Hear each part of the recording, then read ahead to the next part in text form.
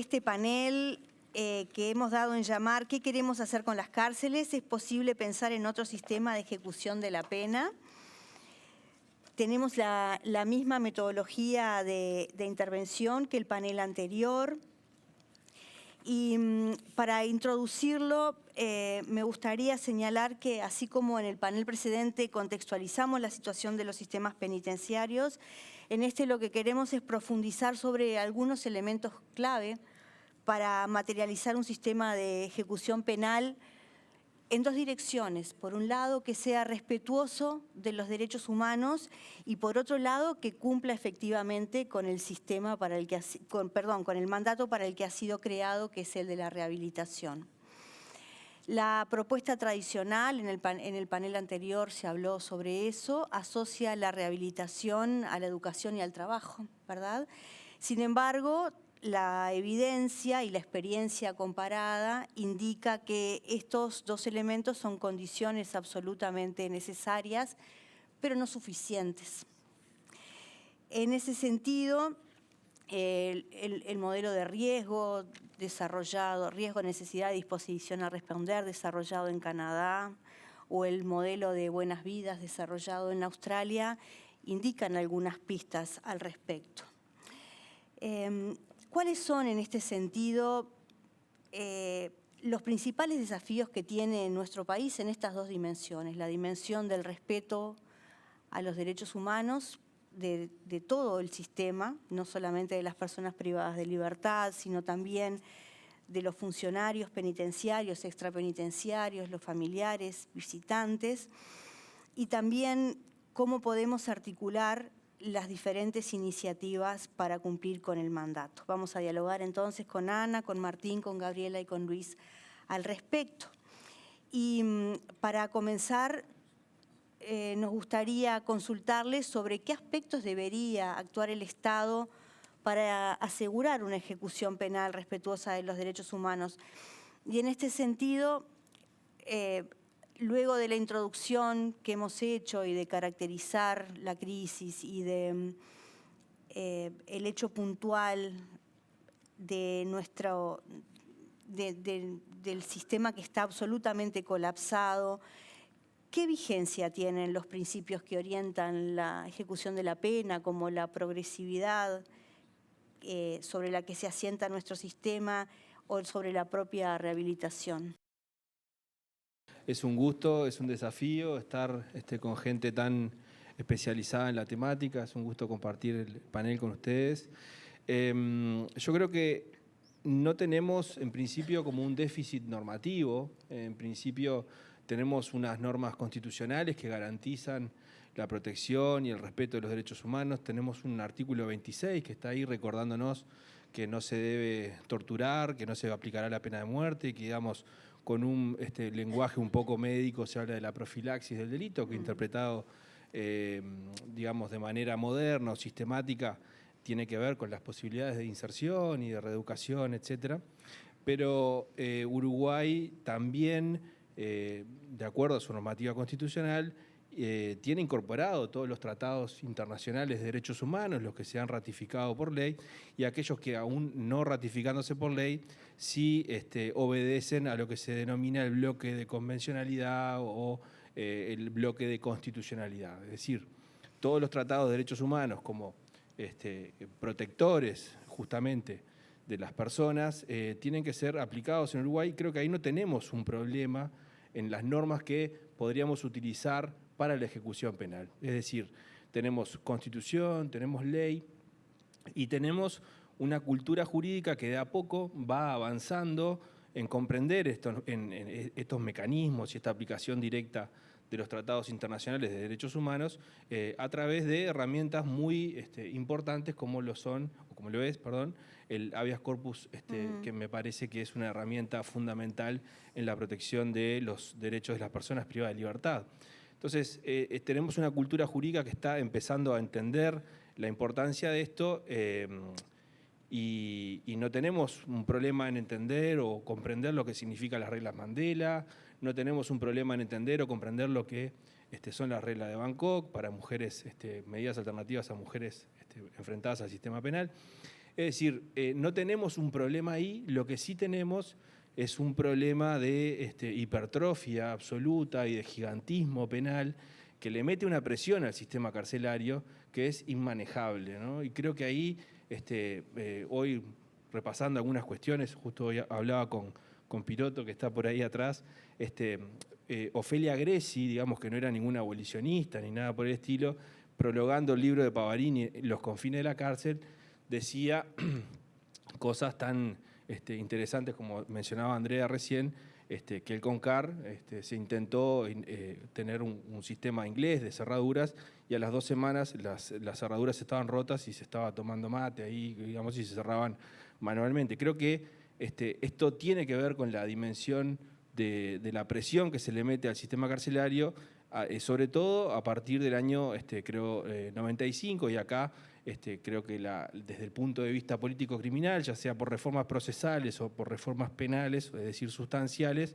se ha hipertrofiado el sistema penal y creo que no es una cuestión crítica, sino de señalar las responsabilidades de la actual crisis del sistema carcelario, que si hay algo que tiene como característica central es la permanencia desde el año 95, con todas las reformas que se han ido sustentando, como decía, en lo procesal penal o en lo penal, ya sea por el uso indebido de la prisión preventiva, por la amplificación de tipos penales, por el aumento de la dosimetría penal, también incluso por estos mal llamados beneficios, ¿no? Cuando se habla de la libertad anticipada, de la salida transitoria, que se habla de beneficio, como si siguiera siendo algo del rey, ¿no? de la cuestión graciosa, así te beneficio y te doy la libertad graciosa o te concedo esta salida transitoria.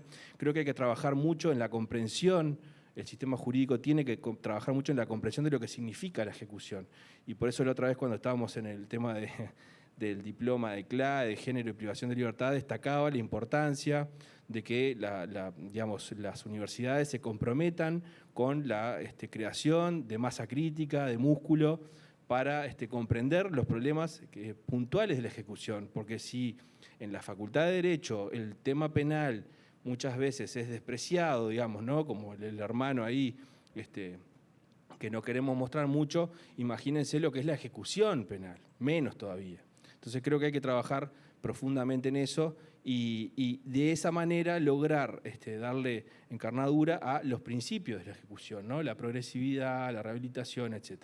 Creo que tenemos que reducir cualitativamente el tamaño de nuestras prisiones, es decir, comenzar a reducir penas, a reducir ideas vinculadas a las prisiones preventivas, etcétera, y además también reducir los espacios que ocupan las cárceles, ¿no? Me parece que desde ese punto de vista no vamos a poder,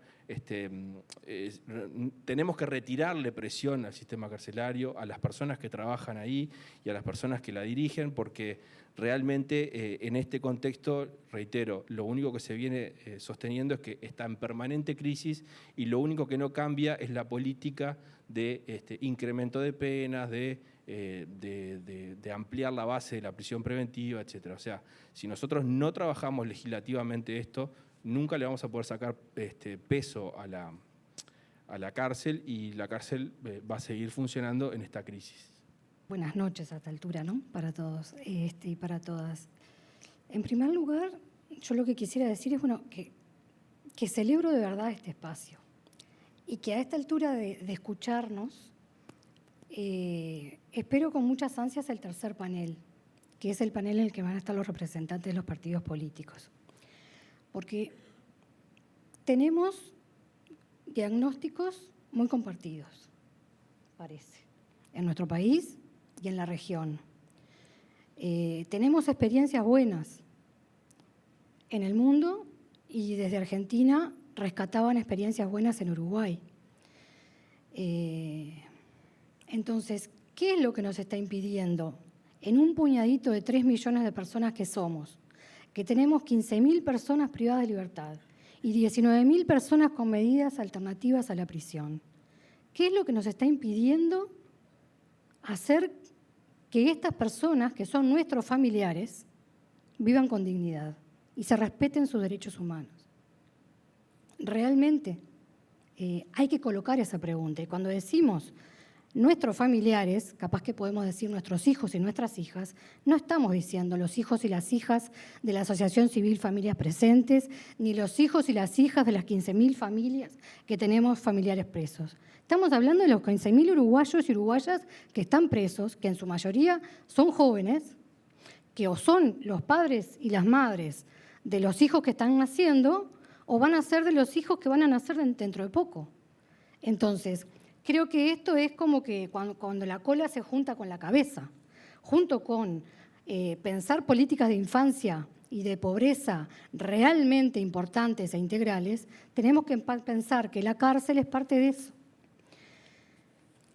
Y nada más vivir la cárcel desde adentro como un familiar para darse cuenta que en realidad la cárcel es una expresión más de lo que somos los uruguayos y las uruguayas.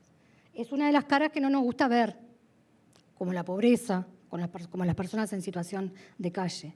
Pero son parte de nosotros. Hoy son ellos.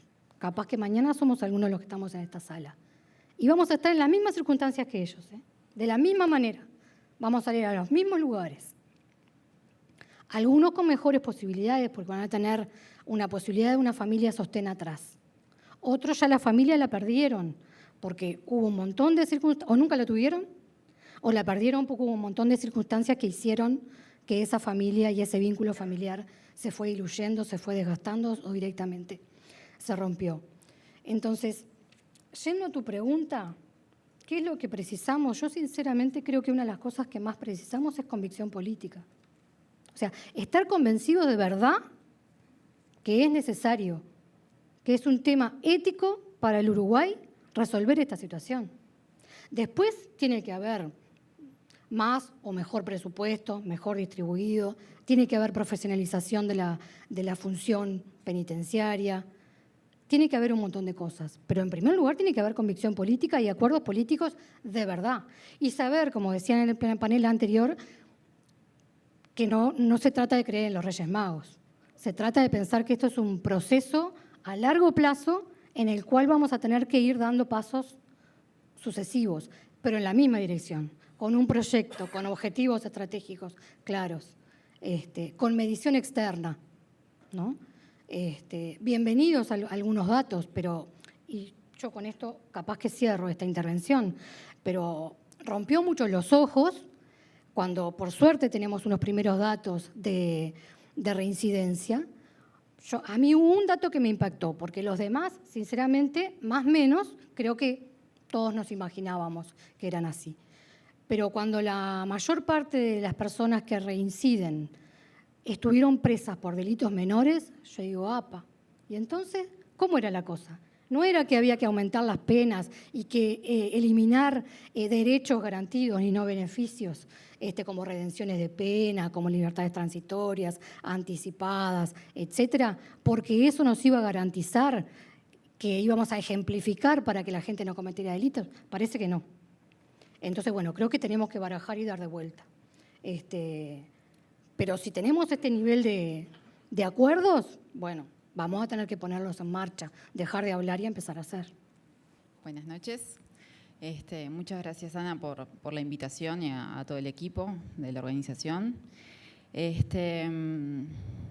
Sí, cuando nos invitaron y leí el título del panel, ¿no? ¿Qué queremos hacer con las cárceles? Me pareció como una pregunta un poco brutal y demasiado directa. Y después me empecé a pensar por qué me pareció así, ¿no? Y creo que por lo que estuvimos conversando en el primer panel y ahora también, está claro que más allá de las diferentes interpretaciones del fracaso de la cárcel, es un diagnóstico compartido. Entonces, digamos, vale la pena, creo, plantearse esta pregunta, ¿no? De ahora en más, ¿qué es lo que queremos hacer con la cárcel? Y un poco lo que vos traes, Ana, respecto a la dimensión, bueno, Martín también habla del gigantismo, las dimensiones del encarcelamiento y todas las consecuencias perversas que tiene, que la reincidencia es una de ellas, pero hay muchas otras que tienen que ver con las consecuencias para las propias trayectorias vitales de esas personas que son cada vez más, que atraviesan por el encarcelamiento y todos los que están detrás de esas personas, ¿no? Y los efectos perversos del encarcelamiento en el ahora y en el futuro. Como comentaba Gabriela, la población penitenciaria, 2 de cada 3 son menores de 35 años y son personas que están en plena etapa productiva y reproductiva. Y, por tanto, todas las consecuencias que genera el encierro van a ir mucho más allá de sus personas y van a afectar a sus familias, evidentemente, y a sus comunidades, que también hay una alta concentración territorial de las poblaciones afectadas por el encarcelamiento, ¿no? Entonces, digamos, no es aleatorio la respuesta penal. Y bueno, justamente el estudio científico del delito y de las trayectorias delictivas ha mostrado unas regularidades que, por suerte, hoy en día también empezamos a dar más datos en nuestro país respecto a los perfiles de las personas encarceladas, y hay una amplia proporción de ellas que presentan bajo riesgo de reincidencia, bajo riesgo de daño hacia sí mismos y hacia terceros. Las mujeres, hay distintos cortes, ¿no? Pero el corte de género es muy importante. Y hay poblaciones que han cometido delitos menores. El delito que más penamos con cárcel es el delito de hurto. Entonces, digamos, hay que pensar también un poco cuando, digamos, es verdad que los niveles de criminalidad han aumentado en nuestro país, es verdad que los niveles de delito violento han aumentado muchísimo en nuestro país, pero en realidad tenemos que hilar un poco más fino y ver qué estamos metiendo dentro de las cárceles, ¿no? Porque los recursos son escasos y tenemos que diseñar estrategias lo más eficientes posibles para poder dar respuesta y no generar problemas intentando a través de los intentos de respuesta. Ana, en su pregunta, hablaba de esto de la vigencia de los conceptos de progresividad y de rehabilitación. Y me parece interesante la pregunta porque una cosa es la vigencia en términos discursivos y otra cosa es la vigencia en términos prácticos, ¿no? Con respecto a la progresividad, me parece que, y esto lo vinculo a lo anterior, o sea, en la medida en que nosotros sigamos metiendo gente presa, vamos a necesitar más recursos para garantizar las condiciones indignas de vida que tenemos hoy en día, ¿no? Entonces, digamos, creo que la cuestión no va por ahí, no vamos a poder desarrollar un tratamiento ni una intervención técnica seria en la medida que tenemos unas dimensiones del sistema penitenciario tan grandes como las que tenemos hoy en día. Entonces, lo primero sería reducir los niveles de encarcelamiento que tenemos en nuestro país para realmente poder, digamos, que tenga sentido la cárcel, que tenga algún sentido más allá del castigo, un sentido técnico. Y con respecto a la progresividad, yo creo que más allá de las buenas intenciones y del esfuerzo en términos de capacitación, del personal, del fortalecimiento de la dimensión técnica del sistema, que hemos observado en los últimos años, en la última década, la idea de progresividad está en el día a día está muy atada a la regresividad. Es como una progresividad a la inversa. O sea, y no es ni más ni menos que la vieja idea del sistema de premios y castigos, digamos. O sea, es necesario que haya lugares peores dentro de las cárceles, dentro de un mismo establecimiento, lugares peores y lugares mejores, y dentro del sistema, cárceles que son aún peores, para que el funcionamiento cotidiano se mantenga, ¿no? Entonces, digamos, la progresividad es pensada o es implementada con los escasos recursos humanos y materiales con los que cuenta el sistema en términos de amenaza en caso de que el comportamiento no sea el adecuado. Y la rehabilitación, bueno, está dentro del nombre, ¿no?, de nuestro órgano rector del sistema penitenciario, es el mandato del sistema, y sin embargo tenemos un debe muy, muy grande respecto a qué entendemos por rehabilitación. No está claramente definido si es posible o no, cómo se va a llevar adelante en caso de que sea posible y cómo medimos si eso está sucediendo o no. Digamos, son todos debates que nos debemos. Y si bien hablamos mucho de rehabilitación, como decían anteriormente, tendemos a asociarla a dos pilares históricos de lo que fue el sistema penitenciario desde siempre, que es la educación y el trabajo, y sabemos que como decíamos, la población penitenciaria es muy heterogénea, los delitos son muy distintos, obedecen a patrones causales distintos y deberíamos tener un diagnóstico un poco más fino respecto a cuáles son los factores de riesgo que llevaron a esas personas a delinquir para poder intervenir técnicamente y luego evaluar si efectivamente cambió algo. Estamos todavía muy, muy lejos de eso. Bueno, yo me comprometí a hacer una propuesta de cárcel, que es lo que he hecho. Los 3 fracasos, 85 estuve, 89, ¿no? 2000, bueno, 3. Este sería el 4º. La pregunta que yo me hacía era por qué la democracia uruguaya soporta tantos años esta situación. Debe ser difícil de resolver, porque la democracia uruguaya pudo, con la dictadura, que fue como una propuesta enorme, cárcel, ¿no? Pudo. ¿Cómo soporta estas islas no democráticas que nos contaminan como proyecto societario? Nosotros hoy pensamos, creo que hay un avance en eso en general, que no podremos resolver nuestra convivencia democrática si no resolvemos el problema de las cárceles, sus funciones, sus cometidos, que no deberían ser otros que integrarlas a los circuitos democráticos que nuestra sociedad tiene y valora. Cuando hablamos del proceso de exclusión, estamos diciendo que quedan excluidos de los derechos y deberes de la democracia. ¿Qué lugar tienen hoy y cuál deberían tener y fundamentalmente qué deberíamos hacer para lograr que esto suceda? Algunas ideas y reflexiones que ponemos arriba de la mesa. Voy a ir medio rápido porque tenemos poco tiempo y porque la ansiedad me mata. Algunas ideas, reflexiones que ponemos arriba de la mesa para discutir entre todos sin ninguna pretensión de ser el centro ni tener la verdad. Yo últimamente no estoy compitiendo con ninguno de los dioses. El proyecto deberá tener un restricto absoluto respeto por los derechos humanos y garantizar y respetar la forma de organización que se generen para defenderlo. Esto es importante. El Uruguay es muy dador de derecho. Cuando se organiza para defenderlo se nos complica un poco. Nosotros nacemos y morimos en instituciones. Por lo tanto, el fin último de cualquier institución debería ser y significar aprendizaje para poder vivir juntos en democracia, sin sometimiento ni humillación. Las cárceles deben, yo voy a decir cosas muy obvias, discúlpenme. Las cárceles deben reproducir la sociedad que vivimos, el adentro igual al afuera, con toda la diversidad que tenemos y una gran ventaja, que el Estado tiene el poder de decidir y darle los contenidos que entienda mejor, incluso permite la discusión que atraviesa la sociedad en cuanto Estado, tamaño y dimensiones del mismo y cómo resuelve los conflictos internos, en qué forma lo hace. Por lo tanto, debemos terminar con el socialismo real que impera hoy y siempre en nuestras cárceles. No hay iniciativa individual, se niega cualquier tipo de organización colectiva, se niega la diferencia de opinión. Proponemos que la sociedad que tenemos, que es capitalista de mercado, entre a las cárceles, con todas las formas empresariales, cooperativas, con todas las que hay afuera adentro. ¿Dónde aprendemos a vivir nosotros en democracia, gente? En la familia, en el barrio, en los CAIF, en el baby fútbol, en los liceos, en los sindicatos, en asociaciones, entre otros, bueno, los partidos, yo qué sé.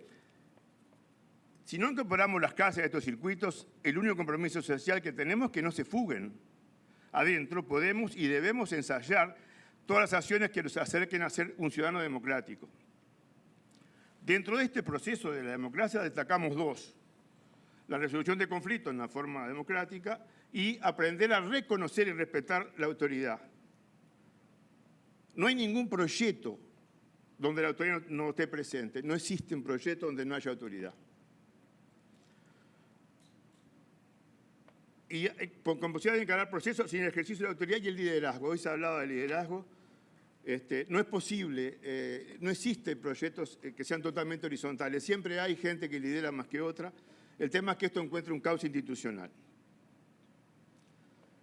¿Vos podés hacer un corte y que retomamos en la segunda parte? Pero, sí, yo voy a decir lo que traje escrito, acomodé el lugar, o sea que...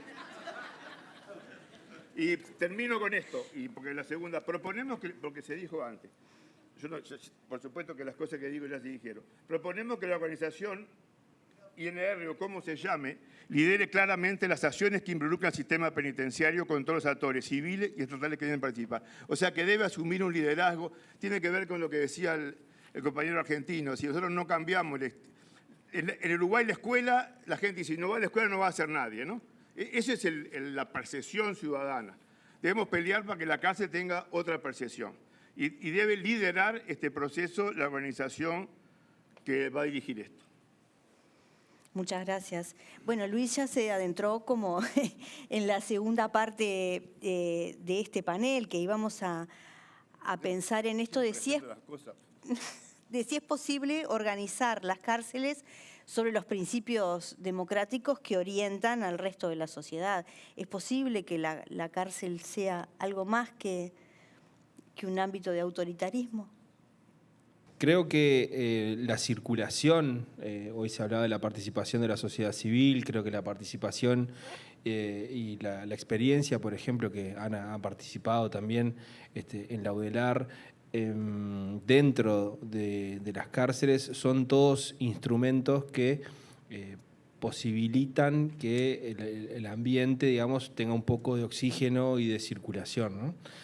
De todas maneras, insisto en la idea de que por más esfuerzos que se hagan desde la sociedad civil o desde el ambiente, por ejemplo, universitario, instalando lugares para estudiar, etcétera, si el sistema penitenciario sigue recibiendo tanta gente, va a ser muy difícil que alcance o alcancen las iniciativas para trabajar las ideas de los valores democráticos, lo que decía Luis, la convivencia, etcétera, porque todo está muy mediado por la violencia, ¿no? Y esta violencia creo que permea todo el sistema carcelario y de alguna manera imposibilita que esa persona que se supone que el sistema la tiene privada de su libertad porque debería aprender a convivir, y lo que voy a decir es una cosa que es de perogrullo, la tenemos en un sistema en el cual todos los valores que comparten no tienen nada que ver con el afuera. Entonces, esta cuestión de que no hacemos transitar la cuestión del tiempo de privación de libertad lo más parecido al afuera, o no pensamos desde el día del ingreso el egreso, o preparamos o estamos mirando hacia el afuera y cómo conectar con los distintos servicios sociales, ahí tenemos dificultades porque no logramos cortar estos círculos y el sistema penitenciario, en lugar de no dañar, termina dañando. Creo que eso es como fundamental para la idea de la convivencia posterior, ¿no? La convivencia que se da al egreso, y hoy mencionaban las dificultades que tienen muchas veces las familias para acompañar esos procesos, para recibir a la persona luego de que egresa, y muchas veces también estas familias están hiperintervenidas por el Estado de distintos programas y multiplicidad de intervenciones y multiplicidad de programas que están llegando a determinadas familias, pero muchas veces no logran dar respuestas. Entonces creo que ahí también la idea de una unidad que pueda coordinar y homogeneizar las respuestas y generar intervenciones que sean, por supuesto, valiosas para las familias y para las personas, tengan una unidad y tengan criterio, evitando la reiteración de intervenciones, ¿no? Hoy se hablaba de que hay gente que pasa, arranca desde la niñez y termina en establecimientos penitenciarios. Bueno, ahí las intervenciones creo que tienen un déficit y a su vez sus familias también son objeto de intervenciones de distintas políticas sociales. Entonces creo que organizar todas esas intervenciones van a facilitar que de alguna manera dentro del establecimiento penitenciario haya más oportunidades para poder salir con otras posibilidades.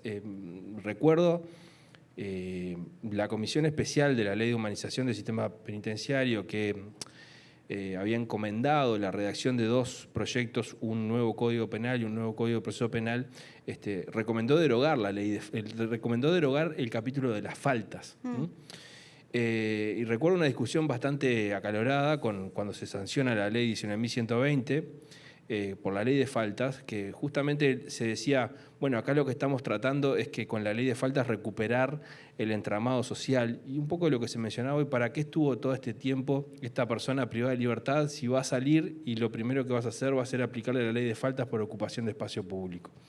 Entonces, creo que si no generamos herramientas que tengan que ver con la mejora de la convivencia, con la mejora interna, con la disminución de la violencia y con las posibilidades de egreso, evidentemente luego vamos a tener que reproducir esta intervención punitiva, como es la ley de faltas, por ejemplo, que recuerdo una medición con el exdirector de convivencia, que bueno, el 75% de las personas que estaban por la ley de faltas eran egresadas hacía 5 días del sistema penitenciario. Entonces, si todavía que salimos, lo tuvimos privado de libertad, cuando salen no somos capaces de dar una respuesta más adecuada y no trabajamos en el momento de la privación de libertad, obviamente el régimen de convivencia a la interna y cuando se dé el egreso no va a ser el mejor y va a facilitar cuestiones como la reincidencia.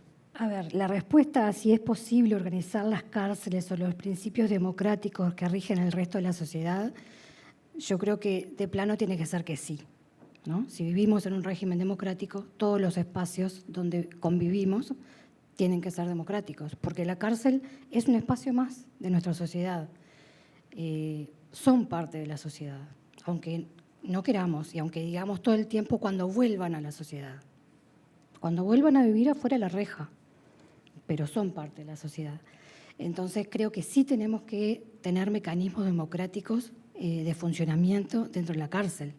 Eso no quiere decir romantizar la cárcel y pensar que en la cárcel todo es posible por acuerdos, por reuniones, no. Quiere decir que tiene que haber un funcionamiento que, entre otras cosas, garantice que no hayan tratos crueles, inhumanos o degradantes y que las personas se puedan responsabilizar de sus actos en la vida cotidiana.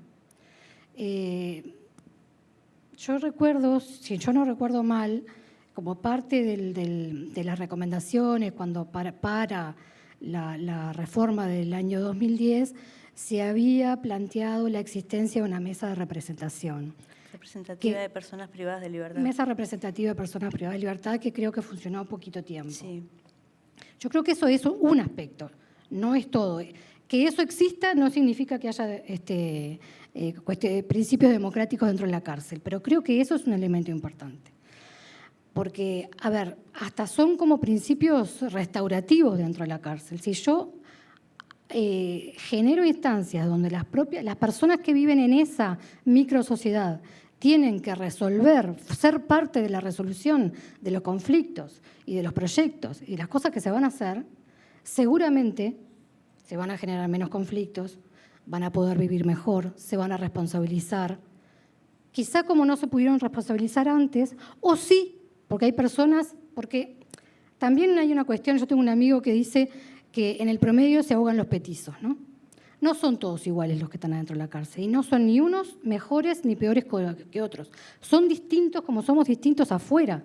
Entonces tampoco, y creo que Ana lo decía hoy, tampoco es la misma respuesta para todas las situaciones. Tiene que haber abanico de respuestas o de propuestas y de oportunidades para los distintos tipos de personas que están privadas de libertad, que tiene que ver con el delito, pero tiene que ver con sus trayectorias vitales previas. Y pensar que se pueden instrumentar principios democráticos dentro de la cárcel creo que tiene que ver también con que quienes están dentro de la cárcel son sujetos de derecho y no son objeto de derecho. Si cambiamos ese foco, creo que es cuando, o si profundizamos en ese foco, porque no es todo empezar de nuevo, sino jerarquizar unas cosas sobre las otras, es que creo que realmente los procesos un poco pueden cambiar. ¿Qué lugar podemos tener? Tenemos y podemos tener las familias en eso, en esto de que las familias también somos parte de los impactados con el sistema penitenciario.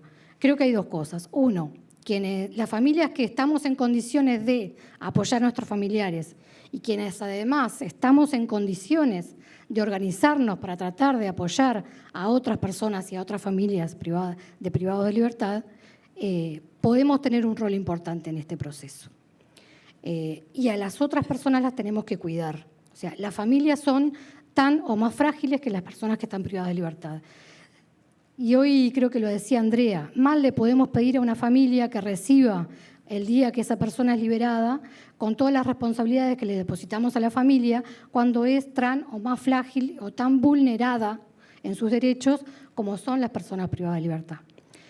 Y como para otro elemento que me parece importante es esto de menos rejas y menos candados y más comunidad, pero en el sentido de que más comunidad adentro, y eso quiere decir más sociedad civil organizada, más universidades, más educación, más empresas, más salud, y tiene que ver también con más personas privadas de libertad saliendo alternativamente de la cárcel para vivir en esa otra parte de la sociedad. Yo creo que eso es parte de la historia, el que esas rejas cada vez sean más porosas y podamos entrar más y puedan salir más en un proceso de tránsito hasta la libertad absoluta. Porque es parte de lo que decía Martín. Yo quisiera que cada uno nos imagináramos lo que es la vida de una persona que solamente perdió la libertad, decimos, ¿no? Solamente. Solamente perder la libertad significa que no tenés un solo minuto de privacidad, que ni un solo minuto al día vas a estar solo y que para hacer cada una de las cosas que tengas que hacer vas a tener que pedir permiso. Entonces, eso es perder la libertad. Poder reconstruir una vida, si esa porosidad, esa pérdida de libertad, con lo que significa, no empieza a ser paulatina, es muy difícil que las personas no tenemos un botón automático que un buen día podemos vivir de otra manera. Antes un breve comentario en términos de democracia, el sistema también tiene una gran deuda con la igualdad y la no discriminación, ¿no? Es decir, esto de que dónde te toca, ¿verdad? Dónde te toca estar recluido también determina oportunidades y también determina accesos diferentes, ¿no?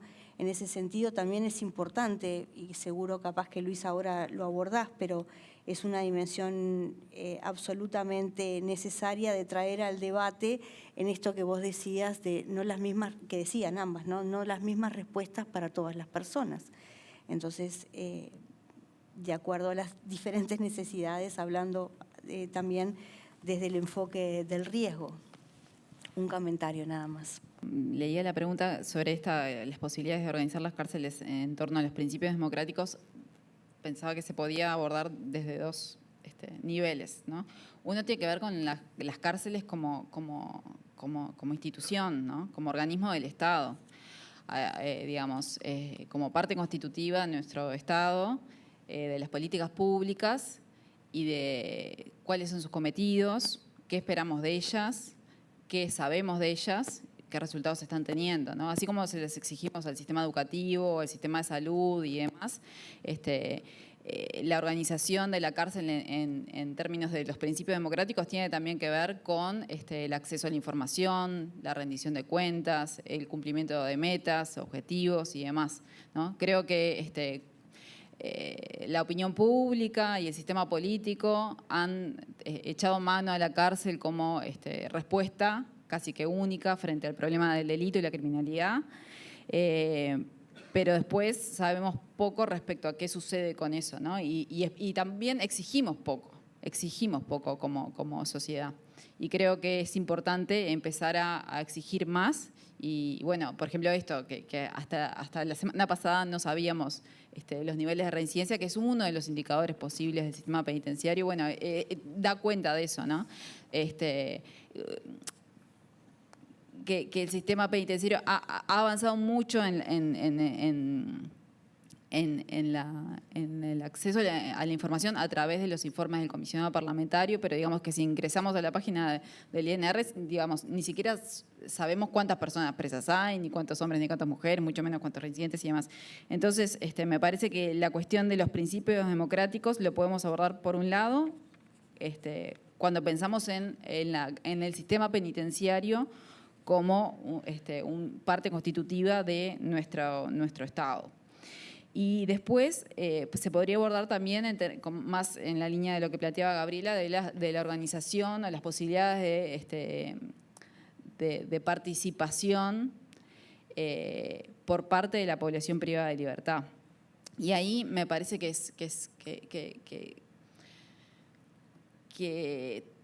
esa línea de pensamiento nos lleva a pensar el encierro y el posencierro, ¿no? O sea, pensar en la cárcel como una preparación para la salida y en lo tan sensible que es el momento del egreso y los primeros meses del egreso. Este informe de reincidencia lo muestra con claridad, algo que ya la evidencia internacional ya lo había demostrado, que los primeros 6 meses, el primer año, luego de la liberación, es donde se concentran los mayores problemas, los problemas más cruciales y también los mayores niveles de reincidencia. Entonces, pensando en estas posibilidades de organización, de participación, hay que pensar también que la cárcel está centrada en el confinamiento involuntario, ¿no? O sea, que es un acto violento en sí mismo y que está basado en la coerción. Entonces, también todos los desarrollos democráticos que tiendan a la democracia, que tiendan a la participación, que fomenten la legitimidad del sistema, son muy complejos. Y no solo sus inicios, sino también su mantenimiento a lo largo del tiempo, porque también vinculado a lo anterior, esta dinámica de premios y castigos hace que todos los arreglos, las iniciativas, las acciones colectivas, tanto de la población privada de libertad como de ciertos macheos entre autoridades de establecimientos y iniciativas de la población privada de libertad sean muy débiles, ¿no? Y muy fugaces en muchos casos. Entonces es muy, muy complejo. Pero quería simplemente, para finalizar y no extenderme, pensar en esto de la cárcel y el afuera, ¿no? Que en nuestro país otro de los grandes déficits que tiene que ver con las políticas postpenitenciarias. Y no solo eso, sino en la preparación para el egreso en términos más integrales, ¿no? Porque tenemos muy pocas salidas transitorias, por ejemplo, ¿no? Entonces tenemos encierro, libertad. Libertad, bueno. Entonces creo que ese desfasaje tan grande entre lo que pasa adentro y lo que pasa afuera explica en gran medida los resultados que estamos teniendo. Entonces pienso que todo lo que tiene que ver con la participación, las iniciativas, los procesos de responsabilización también, porque te colocan en otro lugar. O sea, también sabemos que una de las grandes consecuencias del sistema penitenciario es la infantilización de la población. Entonces después le exigimos a personas que ya venían vulneradas que se hagan cargo de su vida, después de haber pasado violencia y haber jugar con desventaja en términos del mercado laboral, en términos de la situación habitacional, en términos de la situación familiar y demás, cuando además toda la iniciativa individual o colectiva fue disminuida en un contexto que está centrado en la coerción. Entonces pienso que es muy, muy importante desarrollar también iniciativas que tengan que ver con movimientos intermedios entre la situación absoluta de privación de libertad y el momento de la liberación. Es fundamental invertir desde el punto de vista técnico y humano en la preparación para la salida. La escuela también es obligatoria, también se cohesiona, ¿no? El gurí que no va pasa a ser un no existir, ¿no? Sin embargo, todo el mundo piensa que el sistema va a revertir esto. Esto que traía Freud, de que cambiar el deseo de lo que no me gusta por el principio de adaptación. Lo dice Freud hace 1500 años. Entonces, hay que tomar esta idea de la obligatoriedad en el proyecto, como se hace en la escuela, ¿sí? Más allá de la diferencia que hay entre niños y adultos. Pero voy a seguir con esto. Yo creo que la educación es una profunda discusión ideológica de distintas formas de ver, códigos, valores, en un contexto posible. Esa es la educación, eso es lo que no se hace en las clases, no se discute abiertamente por qué las cosas. Entonces, no es posible educar si no se discute ideológicamente, no hay forma. En un ambiente posible, en un ambiente de construcción. Y la otra cosa que traigo, me parece que está dicho acá, pero tenemos una dificultad que yo estoy tratando de fijar el rumbo. No estoy diciendo cómo lo vamos a hacer, después veremos en qué tiempo. Pero cada vez que se fija el rumbo de la clase surge la dificultad. No, pero rompen todo, ¿no? Nunca se discute la política. Entonces discutamos la política y después vemos si llegamos en 25.000 años o en 3. Pero en realidad cada vez que se discute una idea, dice, pero mirá que, y chao. no se discutió más. Siempre se confunde el rumbo con la cotidiana, entonces insoportable. Yo creo que en la cárcel deben decir, a esta gente hay que tirarles con todo lo que tenemos. Toda la filosofía, toda la literatura, todas las religiones, todas las posiciones políticas que haya, todas las políticas también, todo lo que está en nuestro alcance, tirarlo para que, de última, y esto me lo enseñó un preso en Punta Rieles, tienen que ser como nosotros en alguna parte. Nosotros tenemos que ir a la lucha para ganar esta lucha de que vengan para este lado, para este cuadro. Que es nuestro cuadro, no es perfecto, pero es nuestro cuadro. Entonces, si estamos entregados en eso, yo veo que capaz que tengo un exceso de democracia por los años que no la creía, digamos, pero puede ser. Y todo esto pasa en la cotidiana. Es imposible pensar, esto del trabajo o el estudio. En la casa es como si fuera un salame. Tiene que estudiar y trabajar. Después cómo vive, cómo duerme, parece que no importa. ¿Sí? Cómo se relaciona. Es como si lo cortáramos en pedazos al tipo. Tiene que trabajar y estudiar. ¿Y cómo vive? ¿Cómo duerme? ¿Qué seguridad tiene? ¿Qué tranquilidad tiene? Las bases de todos nosotros. En nuestra cotidiana, ¿por dónde empieza? Tenemos que repensar las cotidianas, que es donde se juegan los partidos, gente. Todos somos bichos cotidianos. Todos vivimos la cotidiana y ahí donde se juegan los partidos. Ahí nos divorciamos, ahí nos casamos, ahí estamos. Y después voy a hablar de seguridad porque me parece que es un planteo en serio. O sea, la idea es tirarle con todo lo que la democracia tiene para tratar de que vengan y no perder esta pelea que parece que la perdimos. ¿Sí? Y me preocupa. ¿Sí? Después voy a poner el ejemplo del fútbol. El partido político que a mí me planteé, que en 5 años voy a volver con mis hijos al estadio, lo voto. Ya lo voto. Ya me entregué de que es así, de que no vamos a ir más. Me niego, quizás de viejo, me niego. La apropiación de la cultura en términos generales en las cárceles. Todos sabemos que la cultura es de todos nosotros, está más repartida por el barrio que vivo. En la cárcel tengo la posibilidad de rimarles toda la cultura posible. La cultura, como decía Jacques Lang, todo es cultura. La comí, todo es cultura. Bueno, por supuesto, ya se nombró la educación universitaria, la UTU, la escuela, las facultades. Y voy a hablar del asunto de la cárcel.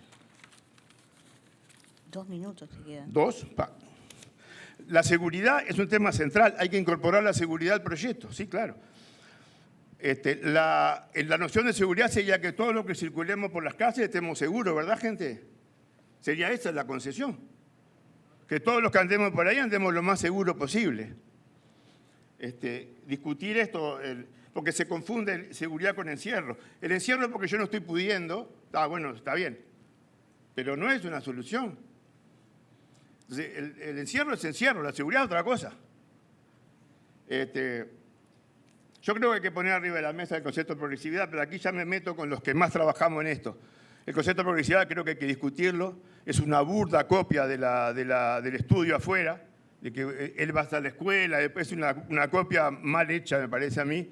Como va a la escuela y después, claro que la vida es progresiva, pero se confina en un pedazo, entonces es muy difícil la progresividad.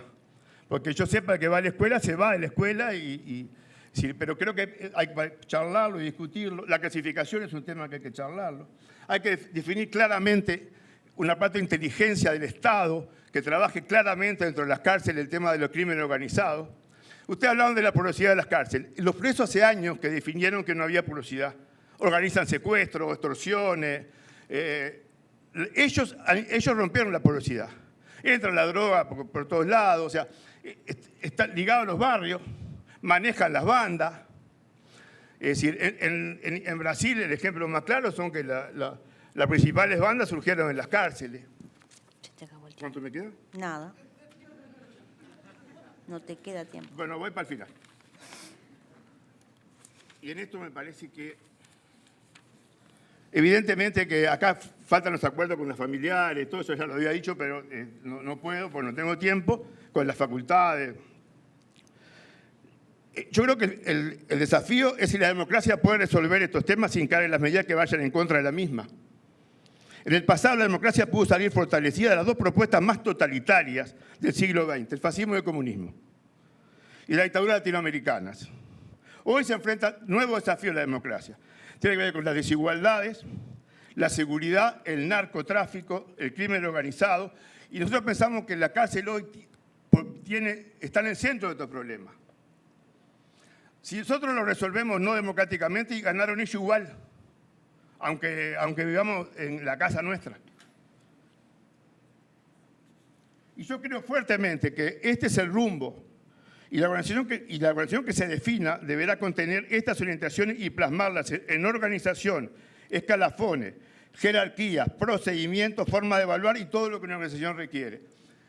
Y una pequeña frase. La gente dice prevenir o reprimir. Yo le pongo prevenir, reprimir y convencer. Muchas gracias. Gracias, Luis. Un par de preguntas para que contestemos también en modo 1 minuto cada uno. Buenas noches. Se habla desde la posibilidad de un cambio en el sistema penitenciario, pero consulto. En parte de ese cambio, ¿se trabaja la responsabilización de los delitos? ¿Se implementan trabajos técnicos en ese ámbito? Muchas gracias, dicen. Sí. ¿Querés contestar? Se debe... 1 minuto, ¿eh? No hay posibilidad de que la gente cambie si no se responsabilice en lo que hace. La dificultad está en cuánto tiempo le pido y qué herramientas le doy. Pero se confunde ahí. Yo creo que sí hay que responsabilizar, pero ¿en cuánto tiempo? Si lo responsabilizo de una, lo mato, y si no lo responsabilizo nunca, lo transformo en un inútil. ¿Algún otro comentario que quieran hacer? Gabriela. ¿Sí? ¿Se escucha o no? Sí, sí. ¿Se escucha? Sí, sin duda. Que se tienen que responsabilizar, yo creo que lo planteaba, era parte del planteo que hacía hoy, ¿no? La responsabilización es parte. Ahora, lo que sucede y lo que va a costar muchísimo revertir es que en realidad hoy no hay responsabilización ninguna, sino que hay 2, 3, 4 penas a cumplir por las condiciones del encierro. Pero la responsabilización es parte. Ahora, por eso nosotros una de las cosas que reflexionamos desde Familias Presentes es, bueno, ¿dónde quedan los principios restaurativos? ¿Qué lugar tiene la justicia restaurativa en todos estos procesos? En la cárcel de hoy, en el sistema penal de hoy. ¿No sería mucho más efectivo pensar en procesos restaurativos, no como alternativos a la pena, capaz que en algunos casos sí, pero no lo estamos planteando desde ese lugar? Pero sin esos procesos de responsabilización, los procesos de transitar el tiempo y en esas condiciones no van a hacer otra cosa que, al contrario, seguramente hacerme mucho menos responsable, porque en realidad voy a salir con bastante más bronca con toda la sociedad de lo que entré. Una pregunta más. ¿Qué opinan sobre el sistema de sanciones disciplinarias? Entiendo que es de las situaciones más autoritarias que se dan en la cárcel, sin garantías para la persona privada de libertad. Bueno, las sanciones disciplinarias teóricamente serían susceptibles como actos administrativos de ser recurridos. Y bueno, y Uruguay en su ordenamiento jurídico tiene pocas manifestaciones de que no se puede revisar las decisiones, y una es en el tema de las salidas transitorias, ¿no? No tenemos por ejemplo, una doble instancia para revisar una negativa de una salida transitoria, y creo que eso tiene que ver con lo que hay un autor alemán que habla del elitismo penal, ¿no? En realidad, con un ejemplo creo que queda bastante claro. Cuando se sancionó la ley de responsabilidad penal del empleador, al otro día de esta ley, que involucraba obviamente a quienes eran empresas y no tenían a sus trabajadores con los debidos cuidados, digamos, no voy a entrar en el delito, pero al otro día de la sanción teníamos una acción de inconstitucionalidad ante la Suprema Corte de Justicia para atacar de inconstitucionalidad a este delito. Creo que muchas de las normas o de las leyes penales que se sancionan tienen visos de inconstitucionalidad y, sin embargo, muchas veces no son atacadas de inconstitucionalidad. ¿Esto por qué?